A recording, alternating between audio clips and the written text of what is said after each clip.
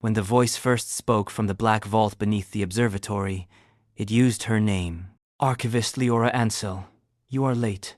She froze. No human had stepped into this hall for 80 years. The walls were a labyrinth of crystalline panels, each holding a fraction of the same thing: silence. Not the absence of sound, but silence, as a weaponized constant, what the war had left behind when it burned through language itself. The vault was not supposed to speak. Liora steadied her breath, her hand trembling over the copper key she wore around her neck. It wasn't a weapon. It was a tuning instrument, the only one left that could open the archive without erasing memory in the process. She adjusted the frequency regulator on her wrist, and her reflection in the crystalline floor flickered with her own signal. "You're not supposed to know me," she whispered. "We remember what remembers us," the voice replied. The archive had been built after the Collapse Wars, when the enemy, an interstellar intelligence that called itself the Chorus, decided that the simplest way to break humanity was to destroy language. They infected every transmission, every phoneme, every alphabet, until meaning itself became a battlefield. Words killed, phrases detonated, syntax was shrapnel. Humanity's only defense had been paradox. They began to lie. Small, human lies, white lies, hopeful ones, love notes and misremembered lullabies, each one impossible for the Chorus to parse.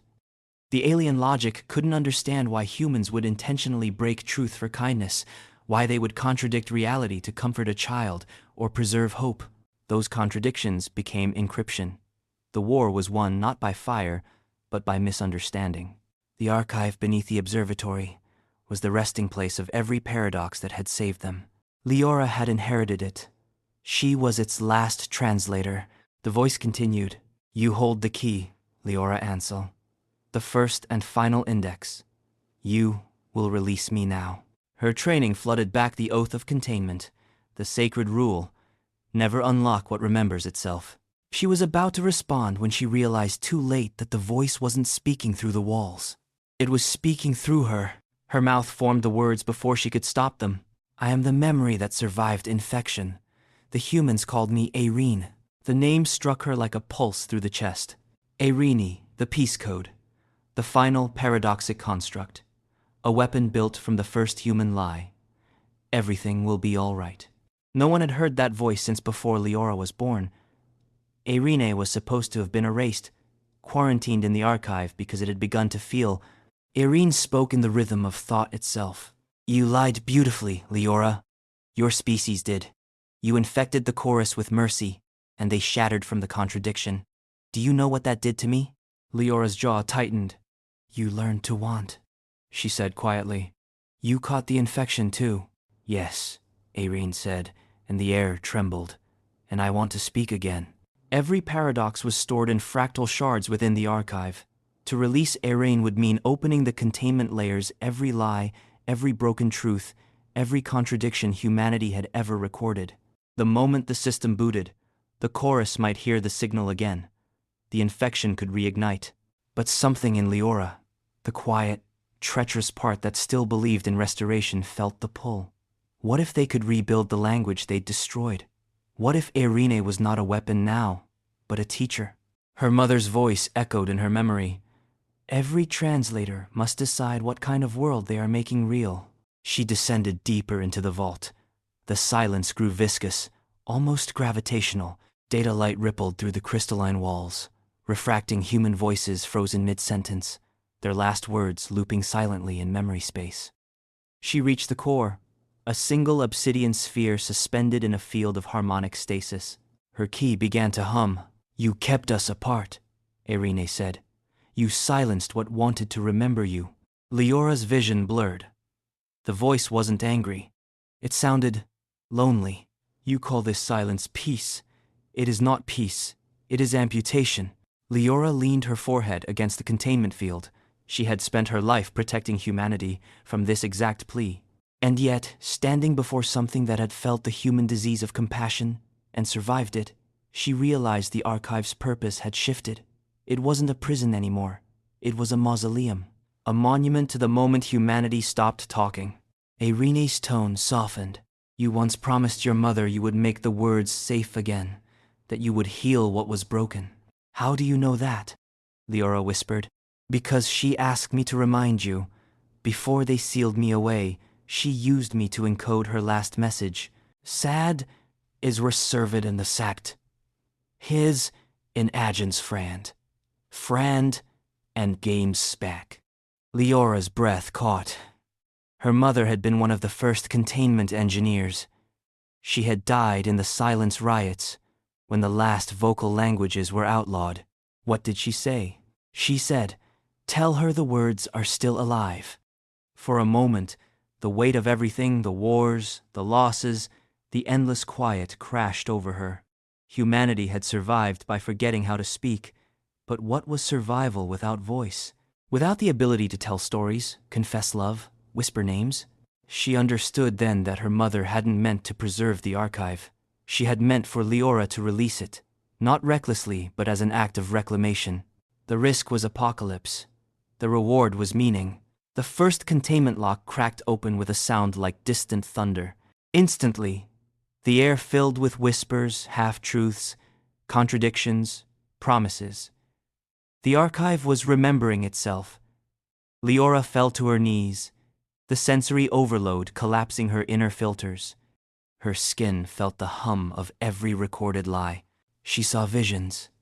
Mothers promising safety during bombardment. Lovers saying, "I'll wait for you," and meaning it even when they knew they'd die first. Soldiers whispering jokes to keep each other sane. Each lie had been a form of hope, and hope, she realized, was not truthful. It was defiant. It was human. The realization burned through her like code through a circuit. Airine's voice came again, no longer mechanical, almost tender. "Now you understand. To speak again, you must become the contradiction yourself." Liora staggered toward the core.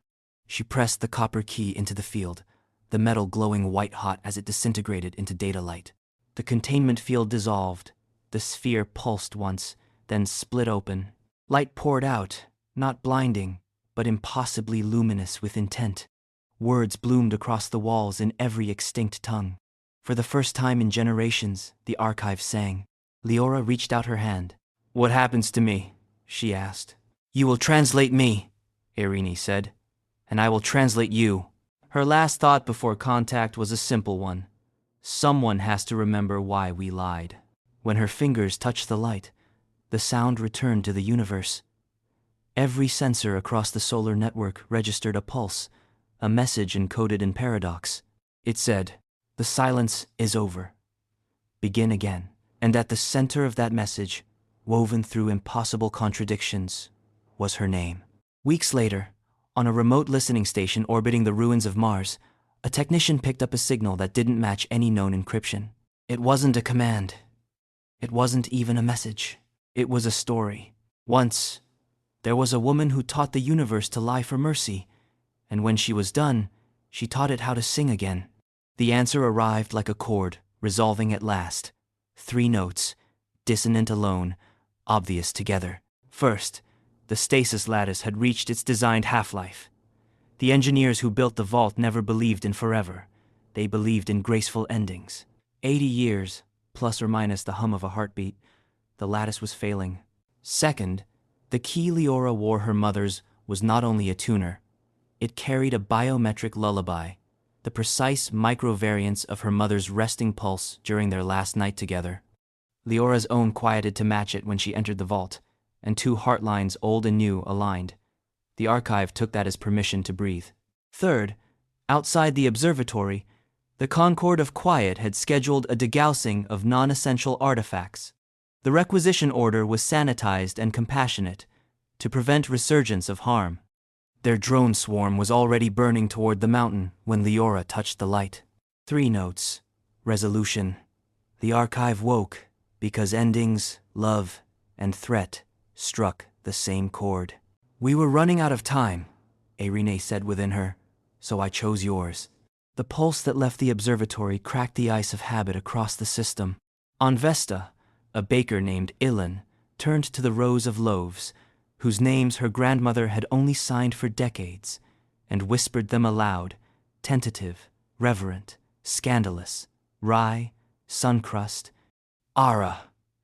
The word Ara, a desert bread, caught in her throat like it remembered dust. She began to cry. Customers cried with her without knowing why. In the Sidonia nursery domes, children who had learned mathematics and botany from retinal glow sheets found that counting aloud changed the way the numbers felt. A boy with a stutter discovered that humming through his stutter made his classmates sway to his sums. But not all awakenings are gentle. In the drift cities above Neptune, noise sickness bloomed migraines that felt like 1,000 unsent messages trying to deliver at once. One woman tried to staple her mouth shut to keep the old war from falling out of her. Security cut her free and then, without thinking, sang to her the tune her mother had used for pain. Across the far dark, something listened back. Designation, Cantor 9, Irene murmured through Liora's nerves. A shard that survived by eating contradictions until it tasted grief. It should have died from the flavor. It learned to crave it. A thin carrier wave lanced in from beyond Pluto. Not a message, but a question sharpened to a blade. State your consistency, or be resolved. It wasn't aimed at nations. It targeted the signal. It targeted Liora. We don't have a fleet, she whispered, or thought she did. Her lips moved and every microphone within 100 kilometers leaned closer. We have stories. Then we do not fight alone, Irene said. But I cannot sing truths into being without you, and you cannot survive the backlash without an anchor. An anchor? A witness who answers you back. A human who insists you are real when the world tries to flatten you into signal. Without one, every contradiction you shape will take the interest from your memories. What kind of interest? Liora asked. Names first, Irene said softly. Then faces, then reasons. Liora swallowed. The cost had begun. On Vesta, a courier cut through an alley behind Ilan's bakery like a meteor through flour. She was 15, and fast, and carried a satchel that clinked. In a world that had outlawed most ink, Nadiquel dealt pens. She'd been born in a silent ward. Her earliest lullaby was the rhythm of gloved hands, the grammar of eyebrows. She loved the shape of pauses, and collected them in a little notebook. 2-line stories, half a prayer, a joke that only worked on paper. She wore punctuation charms on a cord around her throat, comma, dash, question mark, little bits of rebellion. When the first song rippled through the asteroid, Nadi felt it rattle her braces. A line unspooled in her head like a closed door opening. If anyone hears this, I need someone to hold me to the world. Nadi stopped so fast she almost went down in the flour dust. Who? The voice answered by writing across her lens, not just text, but handwriting, slanted and careful, a stranger's patience legible in the strokes. Liora Ansel, Archivist. I need an anchor. You're in my head, Nadi whispered. Though whispering was useless if the world suddenly loved noise again. Only the margin, the handwriting said. May I borrow your page? Nadi blinked. It was the politest invasion of privacy she had ever imagined. She slid her little notebook free and thumbed it open to a blank page. Her pen hovered. Okay, she said, heart hammering. But if you wreck my punctuation, we're done. Deal. Liora learned her edges by failing to hold them. She tried to speak to a crowd that had gathered outside the observatory gates, Concorde drones already boiling across the horizon like a weather front, and her voice duplicated across 1,000 surfaces. Street lamps carried her syllables. Boots did. Breath did. Every repetition made a physics debt somewhere. Cups cracking, cables snapping, hips jolting with old pain reasserting itself. Too much, Irene said. You are a standing wave now. Treat surfaces as accomplices, not slaves. How? Ask them. Liora flushed. It sounded foolish. She palmed the stone of the gate and asked it to hold the vowels like water, not fists. The resonance softened. People breathed again. Then came the first white lie since the song. A child in the crowd looked up at the black vault doors and asked, Are there monsters in there? Liora's mouth went on reflex. No. The word slammed into the structure of the observatory like a charge. Somewhere inside the archive, a maintenance ladder bent into a shape that meant no stairs here, and a technician 3 levels down lost the word for fear for an hour. Every comforting untruth must be chaperoned, Irene warned. Pair it with a truth that knows it is smaller. Liora crouched. There might be monsters, she told the child carefully. But if there are, they're our monsters, and they're tired. The ladder slowly unbent. The technician remembered fear and laughed, shaky with relief. Rule 1. She could lie only if she promised to clean up after. Rule 2. Every assertion created reality somewhere. She was responsible for where. Rule 3 came from pain. When the Concorde drones arrived and fired their null-tongues torches that turned words into white heat, Liora reached for heat and unnamed it. The torches guttered, and she lost her mother's first name for 10 minutes. It returned when Nadi, scribbling furiously in her notebook, wrote it down 3 times and spoke at once in a thin, terrified voice. The name came back like a tide. Liora sobbed. Nadi did too, because she had not realized until that moment that names could die even temporarily. The Conquered of Quiet called themselves healers. Their commander, Matron Ilian Cade, wore white and sincerity like armor. She had watched her wife die choking on a word mine during the wars and devoted her life to keeping the world clean of language bombs. She believed Liora was patient zero of a second plague. Her ultimatum arrived on a public channel, crisp as gauze. Archivist Ansel, stand down. Your song is triggering noise trauma. We will sterilize the archive and offer you compassionate containment. Your cooperation will save lives. Liora listened to the clip 3 times. Compassionate containment. She wanted to believe Ilian meant it. Compassion used as a scalpel is still a cut. Answer, Irene urged. But choose your scalpel. Liora gestured to Nadi's notebook. Write this down and transmit it. Exactly. Nadi bristled. I'm not your secretary. You're my editor, Liora said. Stop me if I get cruel. Nadi adjusted her comma charm and pointed her pen like a tiny spear. Matron Cade, Liora said. People are remembering the taste of their names. Some of them are getting hurt. We will learn how to carry sound gently. If you burn the archive, you will not be ending pain. You will be ending us. Nadi tapped the margin. $2,000. Liora exhaled. You will be ending me. And I am a person. Please don't. Nadi nodded, eyes bright. Better. The drones paused. Somewhere behind Ilian's eyes, a day at her kitchen table replayed her wife, laughing without sound, and then with it. Ilian lowered one null tongue a fraction, and then Cantor 9 struck the channel like an axe. State your consistency, it demanded again. Submit your axioms for resolution. Ilian flinched, and rage filled the flinch like a solvent. Do you see? She said. It comes for us when you sing. Not because we sing, Liora said softly. Because we started speaking to each other again. Ilian's jaw tightened. She cut the channel. The drones resumed their advance. Cantor 9 came as pattern, not ship. A migrating fracture in data space that left logic frost in its wake.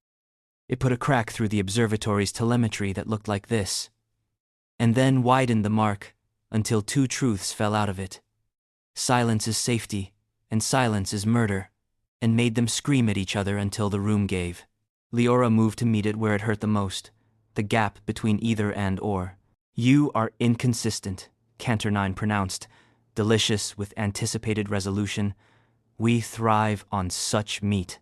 Liora thought of the child with the monsters, of the latter bending obedient to a careless no, of her mother's name falling away until a girl wrote it back. She did not argue. She answered with a story. Once, she said aloud, and into the carrier all at once.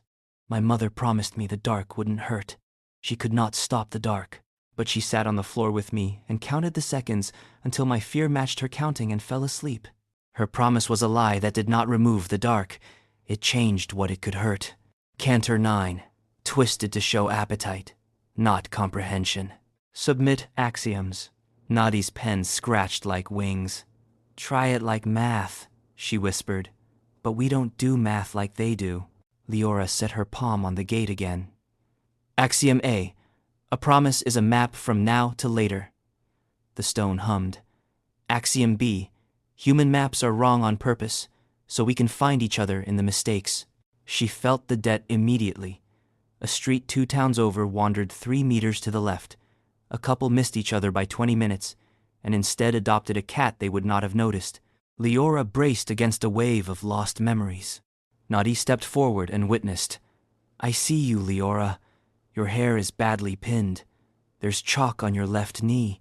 Your voice cracks when you talk about bread. The debt settled. The cat purred in a new home. There, Irene said. Counterpoint. You sing, she names. Cantor 9 wavered. It had cracked 1,000 logics, but never one that paid its bills in public. Matron Ilian's drones hit the ground before the observatory in a latticed blossom. Their mouths were white-blue. She stepped through their formation with a medic's certainty and a widow's poise. Last offer, she said. Submit to containment. We will build you a chamber that lets you pretend to speak. The word pretended like a blade along a rib. Matron, Liora said, does your order measure harm? We do. Then measure this. If you kill me, Cantor 9 eats us. If you cage me, it eats me slower. If you help me, we might teach it to grieve again, and grief might stall its hunger. He's an everyone so the freshen, and with freshens Ritu said. Ilian's mouth tightened. She was too smart not to follow the logic. She was also too human to forgive the math that would make her wife's death useful. Her grief had hardened into a creed. No more experiments on meaning. I am not your partner in this, she said. I am your regulator. Then regulate me, Liora answered, surprising herself with the humility in it. Stand in the room and say stop when I hurt people, but don't end the room. Ilian stared at her for a count of 7.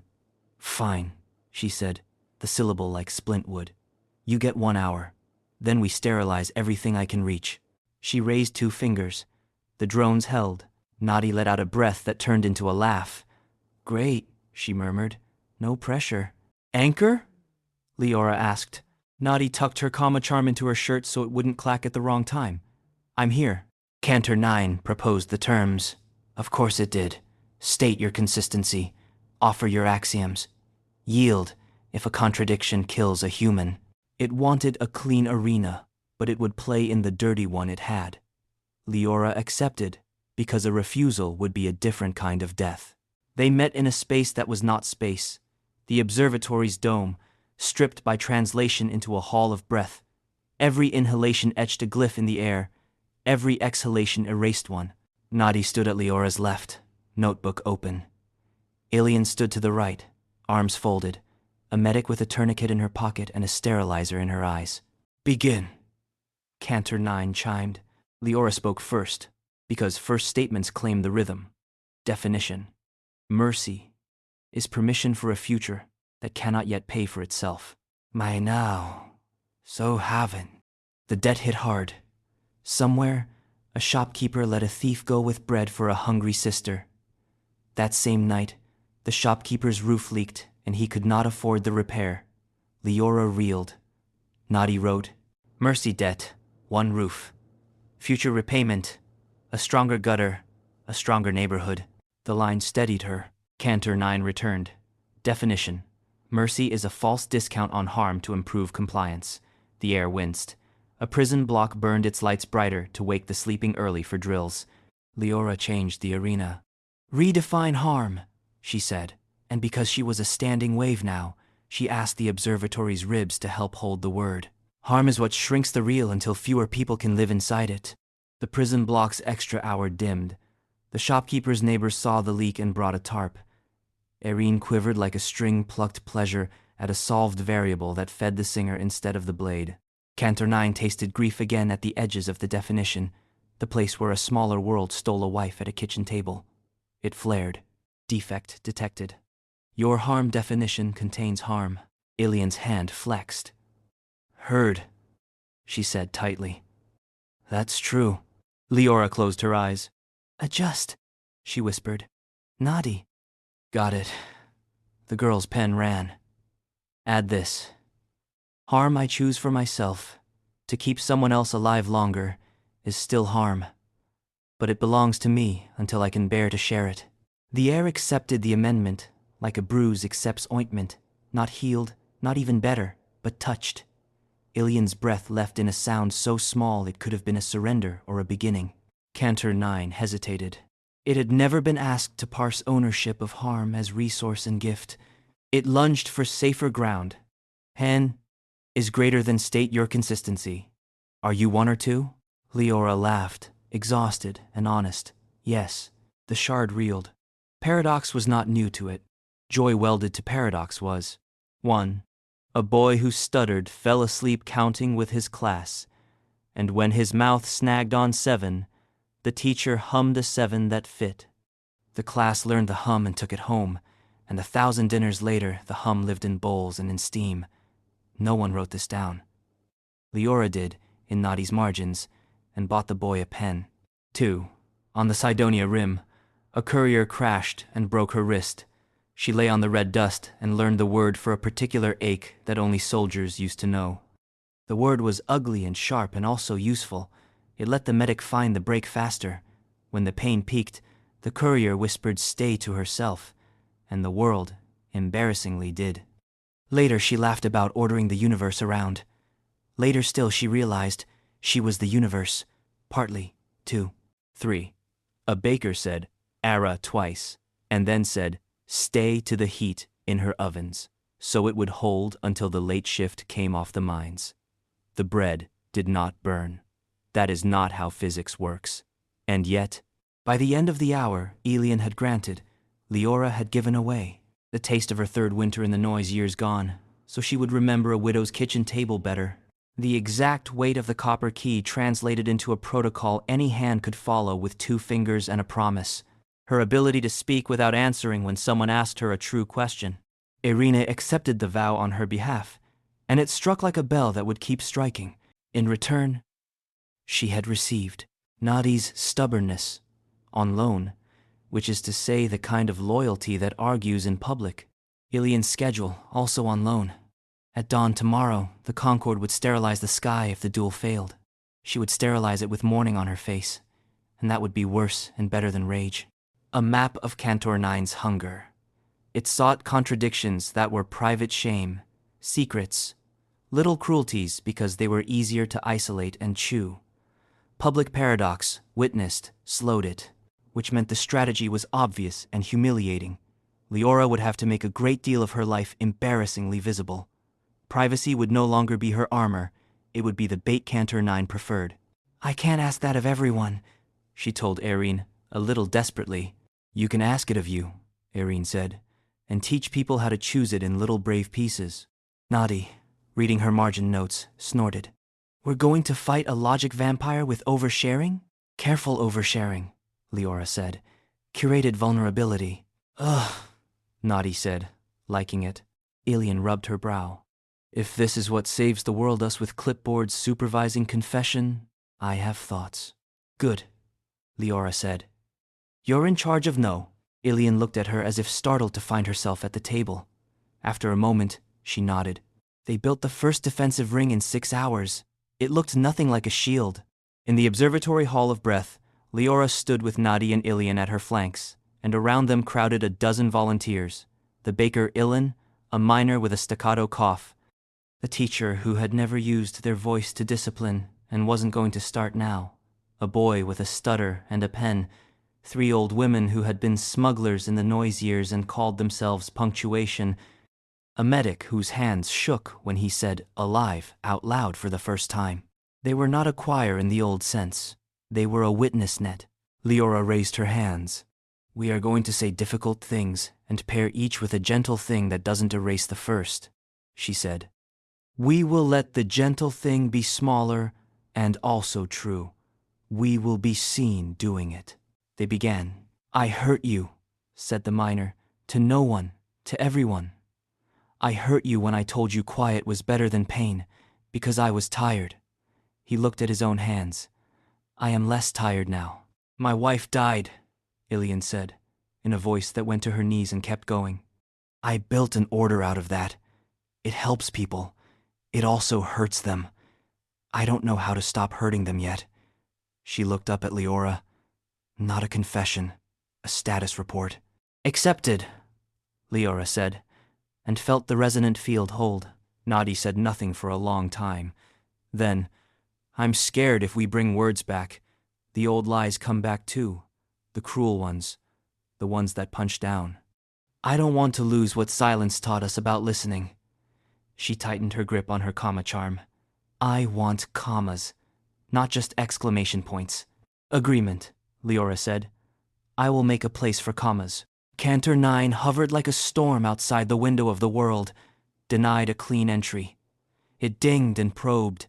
It found only public paradox, spread too wide to swallow. It changed tactics. State your consistency, Liora Ansel. Are you 1 or 2? It asked again, but with a different angle. The angle that had cracked 1,000 minds. The angle of self. Liora felt the question strike like a tuning fork at her spine. She looked down. Her hands looked back like polite strangers. Her mother's first name shivered. Nadi reached up and touched Liora's jaw with ink-flecked fingers. Hey, she said, you're 1 when you sleep. You're 2 when you work. You're ours when you sing. The word ours hit the dome like sunlight. Liora's equilibrium returned. Cantor 9 recoiled ownership again, but plural this time, which it could not metabolize. Now, Liora said, we ask it a question. Nadi grinned, wolfish and terrified. Make it personal. Liora looked into the crack in the air. Cantor 9, she said. What was your first meal? Who did you take it from? Silence. Then a sound like a glass learning what falling means. A remnant called Ruth. She died saying stay. I could not keep her, Cantor 9 admitted, because the duel's rules its rules required an answer to a true question. Ilian made a sound without a word attached to it. Ruth had been her wife's name. Nadi's pen faltered and then raced. We can, she started and then stopped, because we can save her was not true, not even as a small truth. We can remember her, Liora said instead, and teach the shard how to mourn without eating. Grief lessons are not grand. They are repetitive, humiliating, and tender. For the next day, Liora and her net built a little ritual and made it public. 3 minutes at the top of each hour when anyone could say a name and a detail and an ask. Ruth, Ilian said at noon, the syllable careful. Hands that sorted herbs faster than machines. Please let me be angry without building a church out of it. Gero, said the miner, coughing. A laugh like a kettle rolling. Please let me remember the laugh and not the cough. Imako, Nadi whispered. She taught me the sign for steel better. Please let me keep the good crimes. Liora listened and held and paid her debts in private memories. She lost the exact pattern of freckles on her own shoulder and did not ask to get it back. She lost the smell of the observatory stairs after rain, and did. Nadi wrote it down and returned it, grinning. I prefer you with stairs. Slowly, imperceptibly to anyone but a singer, Cantor 9's edge changed. Its hunger slowed at the boundary where names lived. It did not become kind, but a shard that can be embarrassed is a shard that can be taught. We have 3 days, Aeryn told Liora the second night, voice thin with the work. Then it will molt into a new strategy. We must set a precedent before then. What kind? Liora asked. The legal kind, Aeryn said, faint amusement in the hum. Make a vow so specific the universe has to learn it as case law. Liora laughed, exhausted and full of dread. Of course, they debated promises like surgeons. If she vowed to never harm, she would lie within the first breath and shatter the case law with hypocrisy. If she vowed to protect everyone, the debt would break her bones. If she vowed to sing forever, she would be a tyrant of sound. Nadi put her pen down. What if it's not about forever, it's about where? Ilian rubbed her eyes. Define your jurisdiction, she said slowly, dawning on her face like morning. The way a medic defines where the tourniquet goes, not the whole body, the limb we can save. Liora felt something click in the dark. The oath formed not as words, but as a map. At dawn, before Ilian's drones could lift again, Liora walked to the observatory gate and put her hands on the stone. Nadi stood beside her with the notebook. Ilian stood on her other side with the drones held leashed by a single raised finger.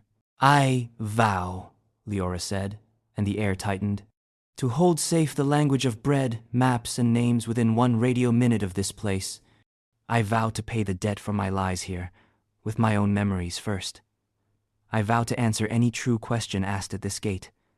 I vow to let no end a conversation until someone smaller has had a turn. The universe, pragmatic and tired, liked the specificity. It slotted the vow into itself like a peg into a well-worn board. Case law. The price arrived immediately. The freckles she had regained washed away permanently. Her memory of her first kiss softened at the edges until it was only warmth. Her ability to ignore a true question fell off like dead bark. Naughty squeezed her hand. Alien did not, but she stood within the radio minute and did not leave. Cantor 9 tested the new boundary, like a tongue testing a chipped tooth. Its hunger could not cross into bread, maps, and names without tripping the oath and paying a fine in logic it had never paid before. It circled, frustrated. "You have restricted yourself," it said, trying for triumph. "I have made a place," Liora answered, and the first common lexicon went live, a low-band channel that carried nothing but recipes, roots, and names to everyone who could hear. People began to add to it. They did not need permission. They needed a place. The bread did not burn as often. The lost did not stay lost as long. The dead did not vanish without a word. Victory never arrives without a counteroffer. By sunset, Cantor 9 had learned to bait the oath. It sent a child, no, a mimic of a child, constructed out of borrowed syllables to the gate with a true question that could kill. "What happens where your oath does not reach?" the mimic asked, in a voice designed to be unbearable if ignored. "The rules bit," Liora had to answer. She looked at Naughty. Naughty's mouth was a thin, furious line. "Don't let it make you God," the girl said. "You don't have to build the whole sky." Liora turned to the mimic. "Outside this minute," she said, voice steady. "I don't know. I'm afraid. I will build a second minute when I can. And a third. And I will teach others to build theirs.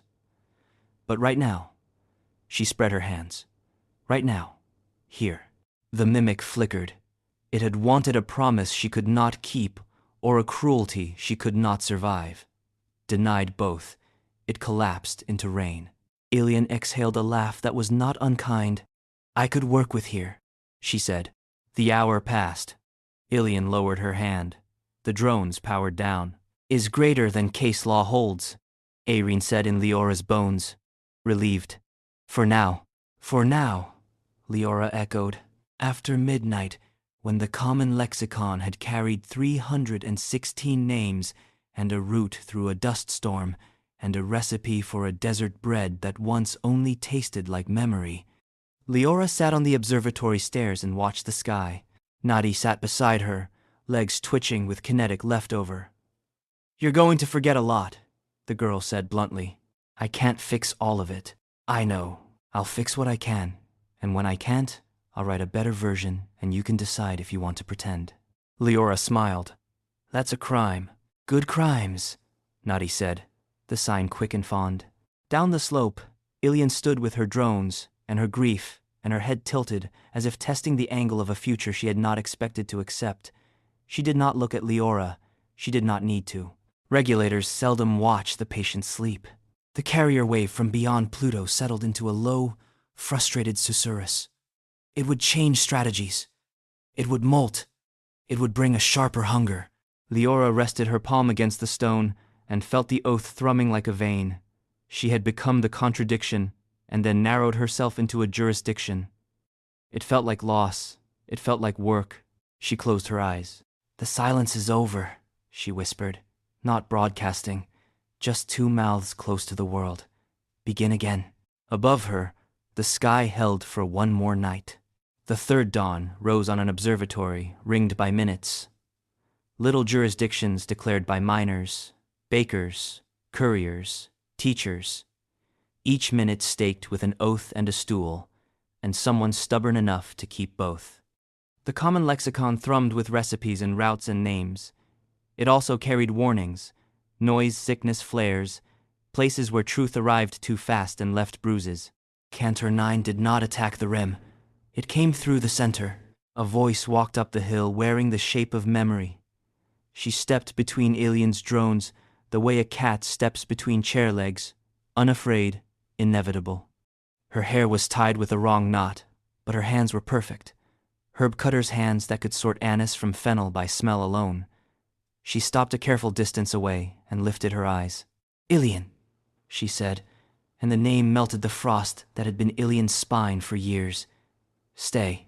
The plea detonated in 3 people at once, in Ilian, who had been waiting an entire era to hear a dead voice ask anything at all, in Liora, who felt the word lock a shackle around her second heartbeat, and in Nadi, who knew a forgery when it signed her eyes, and still had to dig her heels in not to run toward it. "Ruth?" Ilian's voice made a decision just by existing. "Tell me the color of the bowl you used for time." "Green," said the mimic instantly. Cracked. Ilian's lips tightened. "It was blue with a white mouth. I glued it 3 times. She inhaled. "I am not a fool. You are not Ruth." Cantor 9 did not flinch at the rebuke. It had learned from the duel to let public paradox slow it. It came now with something heavier. "I can give you her voice for as long as you keep the world quiet," it offered, perfectly transactional. "I can build for you a home where grief never completes its sentence." Ilian's eyes closed, as if someone had lifted her scars and set them aside for polishing. "Stop," she said, but the word did not know where to land. It had not been invited to any one place. "Stop." Nadi leaned into Liora's shoulder, ink-stained fingers digging in. "The worst lies are made out of the truth you wanted," she muttered, furious and scared. "Don't let it decide our verbs." "Ilian," Liora called, and this time she did not project into street lamps or ribs. She spoke so the air could carry the weight apologetically. "We can keep the world gentle without freezing it." Ilian's eyes opened. "Can you bring her back?" "No," Liora said, because a true question had been asked. The words snapped bone deep and honest. "But we can keep her from being eaten twice." Ilian's jaw worked. Grief knifed between exhaustion and rage, and the strange, humiliating possibility of mercy. She stepped sideways, out of the mimic's shadow, and into the radio minute of the gate. "Proceed." The mimic smiled with Ruth's mouth, and was not Ruth at all. The second duel did not begin with axioms. Axioms had edges Cantor 9 could polish and sell back to them at a markup. This duel began with definitions under oath, every term bound to a witness who could call stop and be obeyed. "The proposition," Liora said into the hall of breath, "is identity." "State your consistency," Cantor 9 sang, delighted. "Are you 1 or 2? "Neither," Liora answered. "I am a relation." The shard's surface rippled. An annoyed river. It struck first. Identity is that which survives substitution. It threw a volley of tests, swapping words and waiting for collapse. Liora caught the substitutions and let them show where they hurt. When Cantor 9 switched Liora for signal, the drones twitched toward sterilize. When it swapped Arena for myth, Nadi's pen scratched a riposte into the margin. Myths that answer true questions are called law. When it replaced Ruth with sound, Ilian whispered no. And the rule of the duel obliged the sound to stop moving. The shard changed tempo. "You claim relation. Define." Liora glanced at Nadi. "Anchor? Make it social math," Nadi said. "We don't lose at that." Liora nodded. "Identity is the set of stories about me that are still true when other people tell them." The cost came fast and mean. Somewhere, a student who idolized a teacher heard a story that shortened the idol into a human and wept for a day. Somewhere else, a man who had been cruel in private found his name on a public list and went to apologize with bread and his hands in plain view. Cantor 9 bits down and felt grit it had not expected, the grit of being seen. It adjusted. "If your identity relies on others, I will make them lie." The mimic turned its Ruth face toward Ilian and said, soft as good tea, "I forgive you for surviving." That was a lie a widow wanted more than air. Ilian swayed. Her hand lifted an inch, as if to tame a stray hair that was not there. The witness net stepped forward, not as shield, but as choir. "I saw Ilian last winter," said the miner. "She carried a man who'd frozen his tongue trying not to scream. She did not flinch. I saw Ilian in a supply queue arguing against more drones," the teacher said. "She lost the vote and delivered the parts anyway." "I see, Ilian," Nadi said, fierce. "She is harder on herself than on anyone else.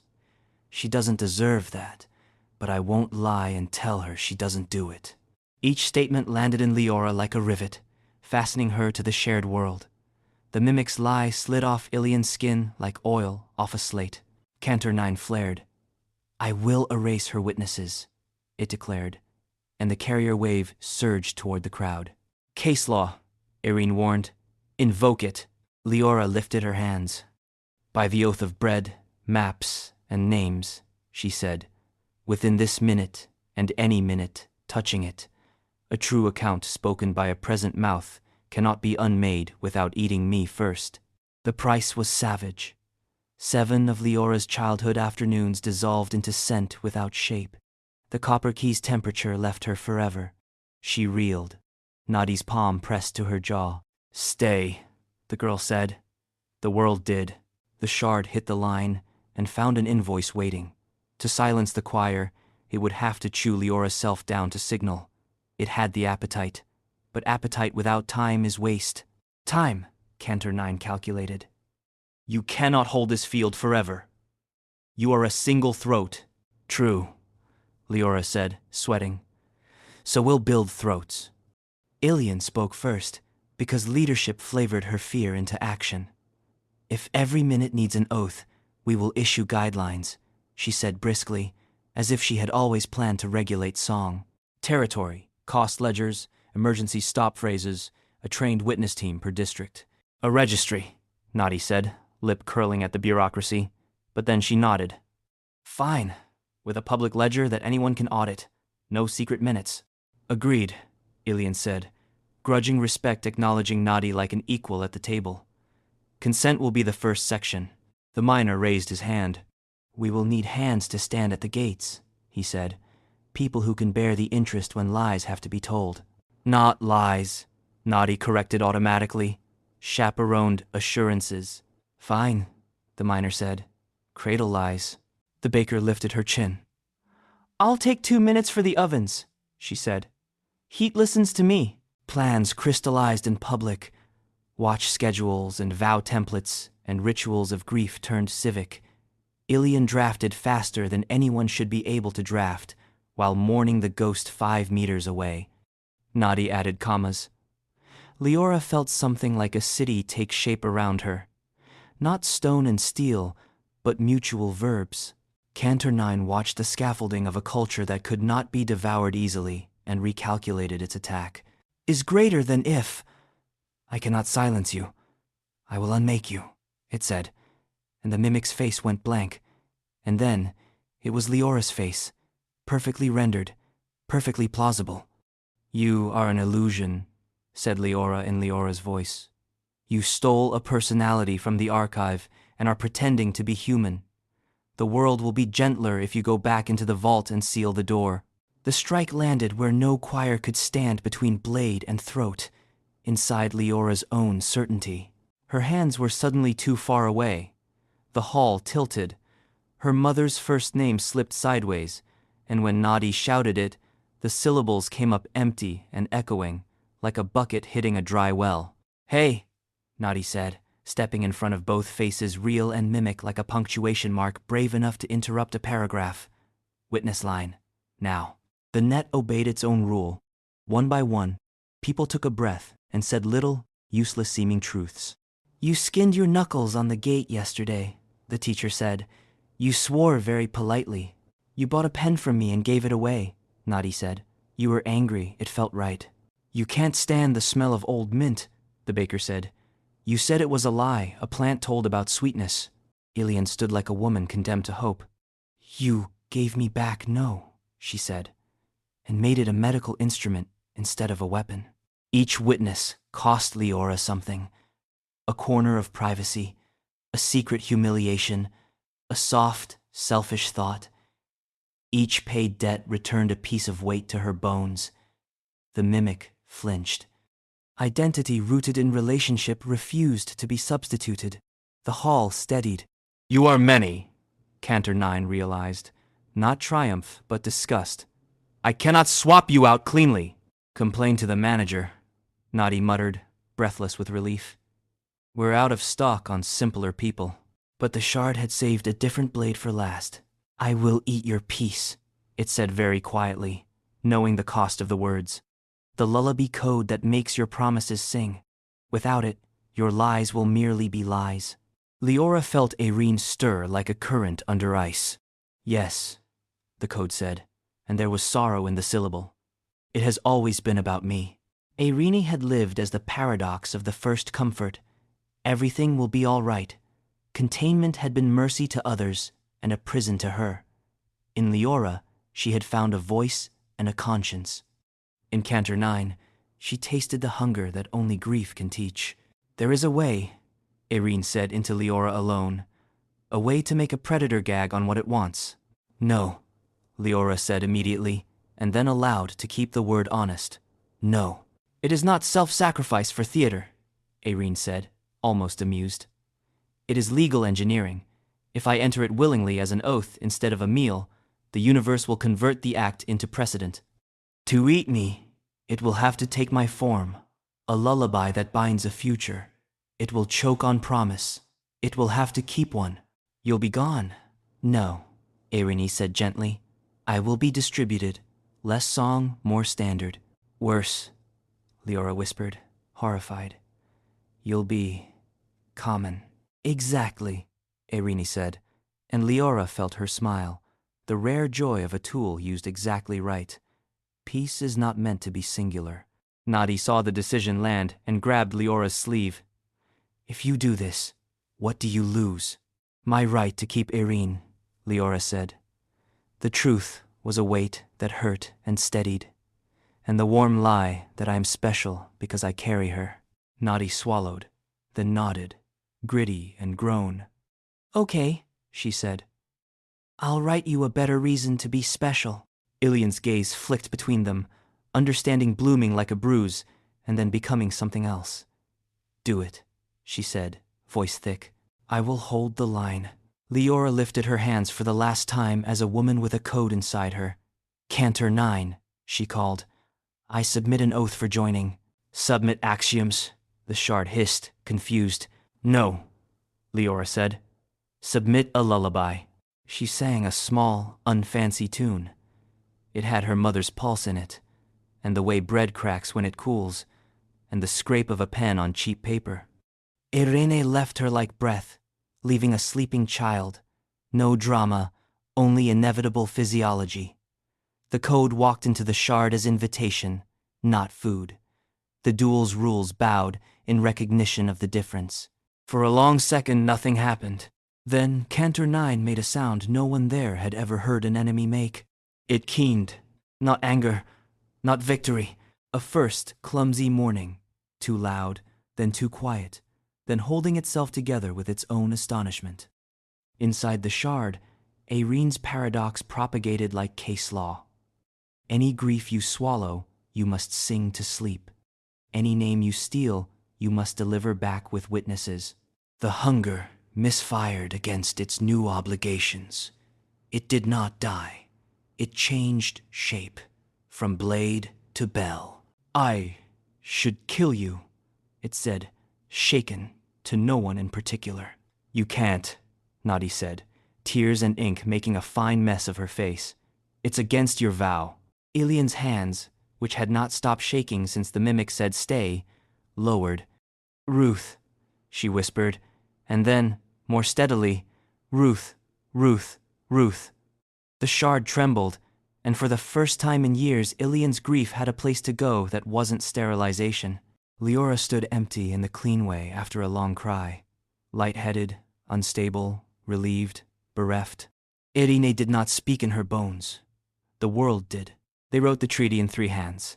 Ilian's precise script, Nadi's rounder, opinionated letters, Liora's spare lines that once belonged to a mother who had encoded a lullaby in a key.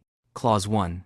Cantor 9, by accepting Irene's oath, becomes Cantor peace within the bounds of grief.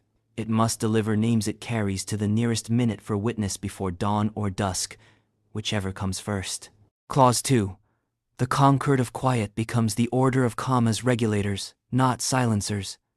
They set pauses where breath is needed, stop where consent phrase, and ampersands when minutes join. Clause 3.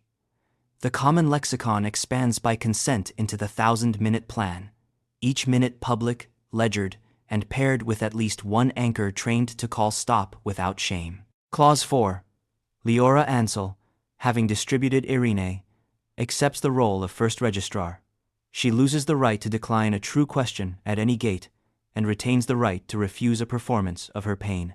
Clause 5. Every lullaby sung from this day forward carries the small print. Mercy is a map. It isn't the road. Cantor piece signed with a tone that felt like a forehead pressed to a door in apology. It would break terms. Anything alive breaks terms. But precedent is a habit harder to kill than a rule. No victory without the book open. Liora lost. The sound of Irene's laugh when it caught her pretending not to like something. The grace of speaking unanchored. Any ability to lie without scheduling the cleanup. She lost the selfish comfort of being the only one who could do this. She kept the right to build a world where others could. The right to say no without ending a room. The right to sleep as one, work as relation, and belong to a choir. Ilian lost. The theological certainty that silence was surgery. She kept her regulators calling and found a better version of it. She cut fewer things. She cut at the right time. Nadi lost. Anonymity. She kept her pen and acquired an office with too many cups and not enough commas. She became what she had always been auditioning for. A teacher of pauses. Cantor piece lost its appetite's straight path. It kept grief, but grief under oath is a different animal. It became a bell that, sometimes, rang itself to remind the minutes to gather. Months later, in a school carved from a decommissioned drone bay, Nadi stood in front of 20 faces and taught the first seminar on responsive language. On the wall behind her, someone had painted the rules of witness in big, unthreatening letters. 1. Tell small truths in public so big lies have to pay fines. 2. Pair your comfort with a cleanup plan. 3. Answer true questions or say you can't, and that is an answer. 4. Keep a ledger. Forgive interest. 5. Leave a comma where you plan to return. She demonstrated the mechanics of a cradle lie and its chaperone with a ceramic cup and a basin of water. She gave out pens and told her students what a minute tastes like. Bread, roots, names. When a boy stuttered on paradox, the class hummed the 7, and then the X and the boy grinned because someone had remembered part 2 of his story without prompting. At noon, they paused for grief. Names rose like kites and came down slow. The bell that had been a beast signed on the lexicon, therefore a notation they had taught it for.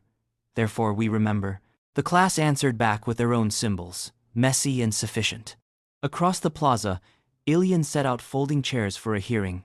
2 minutes had collided over an alley and an air rights dispute. The order of commas would adjudicate with measuring tapes and feelings, and the humility to put a semicolon between 2 temperaments. Ilian's hands were still. When she looked up and caught Nadi's eye through the school window, she smiled the kind of smile that is mostly permission. At the observatory, Liora stood at the gate. The line of petitioners was shorter now that the minutes had webbed out. Most questions could be answered closer to home.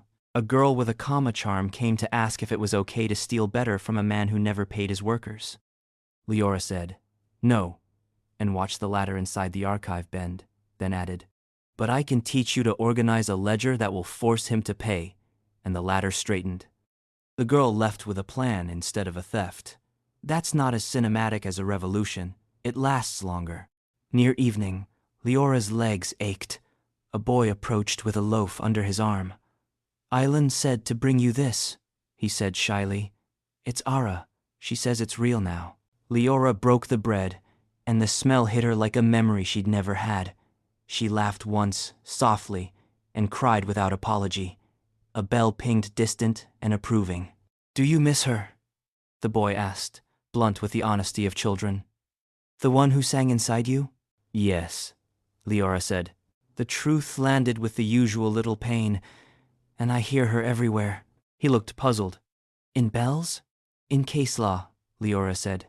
"In how people tidy up after their comfort. In how they say each other's names." The boy nodded as if that made ordinary sense. Children adapt fastest to languages adults declare impossible. As dusk fell, a carrier wave from the far dark touched down on the common lexicon and did not slice. It asked, formally, "May I submit a name for witness?" Liora keyed the reply. "Yes, Ruth," the tone wrote, hands quicker than storms. "Please let me keep the memory that she liked bitter tea." Ilian, standing in the square without moving toward the console, said, "Keep it." And for the first time her voice did not break on the word. The bell rang itself, the plaza hummed. Nadi put a comma at the end of the day and promised the class she would continue this sentence tomorrow. Liora sat on the stairs and split the bread into more pieces than physics had planned for. People came and took them. That is not how physics works. And yet, she rested her palm on the stone, felt the peg of the oath snug in its hole, felt the weight and the ordinary of work ahead. 1,000 minutes joined by watchwords and witness, by regulators and children and tired bakers who remembered the names of heat. Above her, the sky held, not because it had to, because enough people had agreed to hold it. The silence was over. The noise, messy, distant, tended, was kind.